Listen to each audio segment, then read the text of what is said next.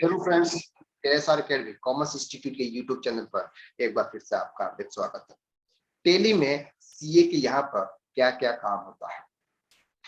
जब हम tele ERP 9 का कोर्स करते हैं, टेली ERP 9 का कोर्स करने के बाद या तो हम डेटा एंट्री ऑपरेटर के वहां पर जॉब करते हैं या फिर हम सीए के वहां पर एज ए प्रैक्टिस वर्क करते हैं। तो आप अगर एज ए प्रैक्टिस सीए के वहां पर वर्क करना चाहते हैं तो आपको वहां पर क्या क्या सीखने को मिलेगा और सीए के वहां पर क्या क्या काम होता है, ये हम आज इस वीडियो के अंदर देखने वाले हैं। अगर आप सीए के वहां पर काम करना चाहते हैं और कुछ सीखना चाहते हैं तो यह वीडियो आपके लिए इंपॉर्टेंट है। चलिए वीडियो को शुरू करते हैं। Number 1, accounting of party. CA के वहां पर बहुत सारी पार्टीज होती है जहां पर अकाउंटिंग वर्क होता है। लाइक दैट, अगर वहां बात करें पार्टीज की जिसमें हमें मैन्युफैक्चरिंग कंपनी की अकाउंटिंग मिल सकती है, देन सर्विस जो प्रोवाइड करते हैं उनकी अकाउंटिंग, एंड ट्रेडिंग बिजनेस, इन सभी की वहां पर सेपरेट अकाउंटिंग होती है। तो वहां पर आपको सभी टाइप्स की अकाउंटिंग सीखने को मिलती है। Number 2, sales and purchase entry. हम जिस पार्टी की अकाउंटिंग कर रहे हैं, चाहे वो मैन्युफैक्चरिंग हो या फिर सर्विस हो या फिर ट्रेडिंग बिजनेस हो, इनके अंदर हम गुड्स सेल्स करते हैं, गुड्स सेल्स करते हैं, हम गुड्स परचेज करते हैं। गुड्स परचेज करने के बाद इसे हम गुड्स सेल्स करते हैं, तो इनकी एंट्री हमें करनी होती है। अगर वहां पर जीएसटी एप्लीकेबल है तो आपको सेल्स और परचेज के साथ में जीएसटी भी चार्ज करना होता है, जहां पर आपको सीजीएसटी, एसजीएसटी या आईजीएसटी लगाकर परचेज और सेल्स की एंट्री करनी होती है। Number 3, bank transaction record. क्योंकि एवरी अकाउंटिंग के अंदर सभी जो ट्रांजैक्शन होते हैं अधिकतर वो किसी बैंक के थ्रू होते हैं, किसी बैंक के थ्रू ट्रांजैक्शन होता है, तो हमें बैंक के ट्रांजैक्शन भी रिकॉर्ड करने होते हैं। बैंक के ट्रांजैक्शन आपको बैंक स्टेटमेंट से रिकॉर्ड करने होते हैं, हमें बैंक स्टेटमेंट मंगवाने होते हैं। बैंक स्टेटमेंट बनवा के हम उसके अंदर जो भी ट्रांजैक्शन है जिसमें डेबिट या क्रेडिट वहां पर होता है, उसको हमें एंट्री को अपने टेली के अंदर रिकॉर्ड करना है। तो यहाँ पर आपको प्रैक्टिकल सीखने को मिलता है। बैंक ट्रांजैक्शन रिकॉर्ड करने के बाद उसको आपको बैंक का रिकंसिलिएशन भी करना होता है। बैंक रिकंसिलिएशन का मतलब ये होता है कि हमने किसी को चेक इश्यू कर दिया, लेकिन उन्होंने अभी तक बैंक के अंदर डिपॉजिट नहीं किया, यानी हमारे यहाँ पे अकाउंट से डिडक्ट नहीं हुआ, लेकिन हमने पेमेंट की एंट्री कर दी है, तो टेली के अंदर वो माइनस हो चुका है लेकिन बैंक के अंदर नहीं हुआ है। तो बैंक बैलेंस और टेली के बैलेंस को मैच करने के लिए हम बैंक रिकंसिलिएशन करते हैं। तो आपको बैंक ट्रांजैक्शन रिकॉर्ड के साथ साथ में बैंक का रिकंसिलिएशन भी एवरी मंथ आपको करना होता है। तो यहाँ पर आपको ये भी सीखने को मिलता है। Number 4, go to bank. यहाँ पर आपको प्रैक्टिकली कभी कभी आपको बैंक भी जाना होता है, क्योंकि बहुत सारे क्लाइंट्स के जो चेक बैंक में डिपॉजिट्स किए हुए किसी रीजन की वजह से वो बाउंस हो गए, या फिर और कोई रीजन से आपको स्टेटमेंट लाना है या कोई और रीजन की वजह से आपको बैंक जाना पड़ सकता है। तो यहाँ पर आपको ये भी सीखने को मिलता है कि हम बैंक में जाके किस तरह से वहां पे बात करें और किस तरह से हमें स्टेटमेंट मांगे, क्या क्या हमें वहां पर डिटेल्स प्रोवाइड करनी है। हमें वहां पर अगर चेक डिपॉजिट करना है तो आप बैंक स्लिप, चेक की स्लिप कैसे आप फिल करें और वहां पर आप चेक को डिपॉजिट करें। तो यहाँ पर ये आपको प्रैक्टिकली सीखने को मिलता है। And number 5, GST return file.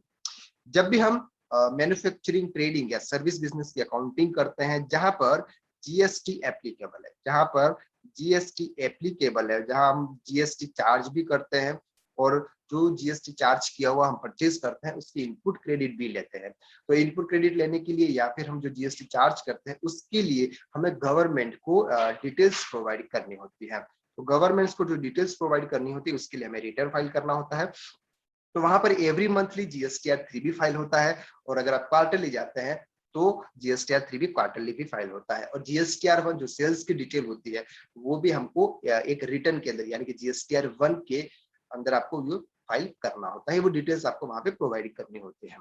तो यहाँ पर हमें एवरी मंथ आपको ये भी सीखने को मिलता है कि जीएसटी की रिटर्न फाइलिंग कैसे होती है। अलग अलग क्लाइंट्स आपको वहां पर मिलते हैं, जैसे मैन्युफैक्चरिंग, सर्विस, ट्रेडिंग के, तो वहां पर आपको अलग अलग क्लाइंट्स की जीएसटी की डिटेल्स आपको किस तरह से देनी है, जीएसटीआर 3 भी, जीएसटीआर 1, जीएसटीआर 2 कैसे मैच करते हैं, ये सब आपको वहां पर सीखने को मिलता है। नंबर 6, जीएसटीआर रिटर्न फाइलिंग, जो अभी अभी मैंने आपको बता दिया। नंबर 7, ई-वे बिल जनरेट करना।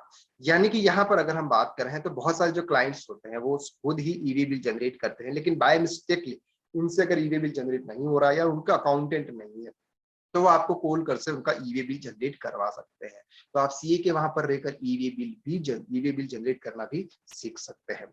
Number 8, adjustment entry. Adjustment entry जब हम बैलेंस शीट फाइनल करते हैं, सीए क्या करते हैं, रिटर्न फाइलिंग करते हैं। सीए रिटर्न फाइलिंग करने के लिए हमें बैलेंस शीट को फाइनल करना होता है। बैलेंस शीट फाइनल करते टाइम हमें एडजस्टमेंट एंट्री करनी होती है, हमें प्रोविजंस क्रिएट करने होते हैं, हमें रिजर्व सरप्लस के अंदर अमाउंट ट्रांसफर करना होता है। अगर पार्टनर्स है तो उनको पार्टनर्स को प्रॉफिट डिस्ट्रीब्यूट करना होता है। इससे बहुत सारी एडजस्टमेंट एंट्री है जो एंड ऑफ द ईयर होती है। तो ये भी आपको वहां पर सीए के वहां पर बैलेंस शीट फाइनल करते टाइम आपको एडजस्टमेंट एंट्री सीखने को मिल सकती है। Number 9, ITR, income tax return filing. End of the work, यहाँ पर आपके अकाउंटिंग वर्क के बाद में हम प्रॉफिट फाइंड कर लेते हैं किसी फर्म का। प्रॉफिट फाइंड करने के बाद इनकम टैक्स रिटर्न फाइलिंग हो जाता है, यानी कि आईटी रिटर्न फाइलिंग होता है। तो आईटी रिटर्न फाइलिंग जिसकी बात करें हम, आईटीआर 1, 2, 3, 4, या अगर हम बात करें कंपनी की तो आईटीआर 6, वहां पर इस तरह के आईटीआर फाइल होते हैं। तो वहां पर हमें कौन कौन सी डिटेल्स प्रोवाइड करनी होती है आईटीआर के अंदर, हमें किस तरह से बैलेंस शीट फाइनल करनी होती है, उसका क्या प्रॉफिट निकालना होता है, ये सब आपको सीए के वहां पर सीखने को मिलता है। तो ये इतना वर्क हमें वहां पर करने को मिलता है जब हम अकाउंटिंग स्टार्ट करते हैं, ट्रांजैक्शन रिकॉर्ड करने से लेके आईटीआर रिटर्न फाइलिंग तक, यानी कि इनकम टैक्स रिटर्न फाइलिंग तक जितना भी प्रोसेस होता है वो आपको सीए के वहां पर सीखने को मिलता है। सीए पर वर्क करने से जो भी आपको सीखने को मिलता है, ये सबसे बेनिफिशियल ये रहता है कि वहां पर आपको अलग अलग क्लाइंट्स मिलते हैं। जैसे सर्विस डिपार्टमेंट की अगर हम बात करें तो वहां भी अलग अलग सर्विस डिपार्टमेंट से क्लाइंट्स होता है। अगर मैन्युफैक्चरिंग की बात करें तो वहां पर अलग अलग सर्विस मैन्युफैक्चरिंग के क्लाइंट्स आपको वहां पर मिलते हैं। तो वहां पर आपको वेरिएशंस रहता है, इससे बहुत कुछ सीखने को मिलता है। लेकिन अगर आप कहीं पर जॉब करने के लिए जाते हैं, तो कहाँ पर जॉब करने के लिए जाते हैं, तो वहां पर आपको क्या सीखने को मिलता है। सिंपली अगर आप एक ही टाइप की फॉर्म है, एक ही टाइप का फॉर्म है कि वहां पर वो सिर्फ क्या करते हैं, गुड्स परचेज करते हैं एंड गुड्स को वो सेल्स करते हैं। सिंपल्स क्या करते हैं, गुड्स परचेज करके उस गुड्स को सेल्स करते हैं। तो यहाँ पर आपको एवरी मंथ आपको सेम ट्रांजेक्शन रिकॉर्ड करने होंगे। परचेज सेम प्रोडक्ट होगा, सेम जाने वाला प्रोडक्ट भी सेम ही होगा, पार्टीज भी सेम ही होगी, पेमेंट्स रिसिप्ट सब कुछ सेम ही होने वाला, एक्सपेंसेस भी सेम होने वाले। यानी वहां पर आप एक मंथ जो सीखने वाले हैं वो सेकंड थर्ड मंथ कंटिन्यू होने वाला है। लेकिन सीए के वहां पर नई नई पार्टी आपको वहां पे आती रहती है, इसलिए सीए के वहां पर बहुत कुछ सीखने को मिलता है, बशर्ते आपको वहां पर सीखने की ललक हो। दूसरे यहाँ पर हम सीए के वहां पे हमको क्या अमाउंट मिलता है। अब सीए के यहाँ पर आप अमाउंट की एक्सपेक्टेशन मत रखिएगा कि हमको 10,000 15,000 की सैलरी मिलेगी, क्योंकि सीए के वहां पे एज ए जो सीए करते हैं, जो सीए स्टूडेंट्स होते हैं एज ए आर्टिकलशिप में वहां पर वो ज्वाइन करते हैं, तो उनको कुछ नहीं मिलता है, ज्यादा अमाउंट वहां पर उनको स्टाइपेंड के रूप में कुछ नहीं मिलता है, तो वो आपको नहीं देंगे। इसका मतलब सिंपल ये है कि वहां पर आप सिर्फ सीखने के पर्पज से वहां पर आप जा सकते हैं, जहां पर बहुत अच्छा नॉलेज आपको मिलेगा।